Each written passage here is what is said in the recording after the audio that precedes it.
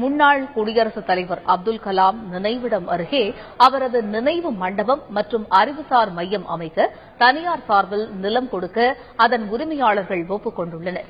ராமேஸ்வரத்தை அடுத்துள்ள பேக்கரம்பு பகுதியில் அமையவுள்ள முன்னாள் குடியரசுத் தலைவர் அப்துல் கலாம் நினைவிடத்திற்கு வரும் 27ஆம் தேதி அடிக்கல் நாட்டப்படுகிறது. இந்நிலையில் அப்துல் கலாம் நினைவிடம் அருகே அவரது நினைவு மண்டபம் மற்றும் அறிவுசார் மையம் அமைக்க தனியாரிடம் இருந்து அரசு நிலம் வாங்குவது தொடர்பாக ராமநாதபுரம் மாவட்ட ஆட்சித்தலைவர் நடராஜன் தலைமையில் ஆலோசனைக் கூட்டம் நடைபெற்றது. வருவாய்த்துறை செயலாளர் மற்றும் கோட்டாட்சியர் உள்ளிட்ட அதிகாரிகள் பங்கேற்ற இந்த கூட்டத்தில் கலந்து கொண்ட தனியார் நில உரிமையாளர்கள் அப்துல் கலாம் நினைவு மண்டபம் மற்றும் அறிவுசார் மையம் அமைக்க 2.79 ஏக்கர் நிலம் கொடுக்க ஒப்புதல் அளித்துள்ளனர். கலாம் ஐயா இடத்துக்கு பின்னாடி எங்களுடைய இடம் இருக்கு.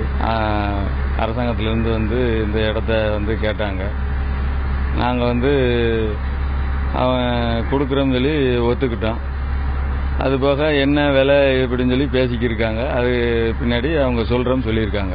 ஒரு 3 யூனிட்டோட 2 ஏக்கரை 79 சென்ட் இடம் கொடுக்கறதுக்கு நாங்கள் சம்மதிச்சிட்டோம். ஐயாவுக்கு வேண்டி நாங்கள் இடம் கொடுக்க எத்தனை பேரை கேட்டாங்க. ஆனால் அவங்க ஐயாவுக்கு வேண்டி நாங்கள் அவங்களுக்கு கொடுக்குறோம் இடத்த.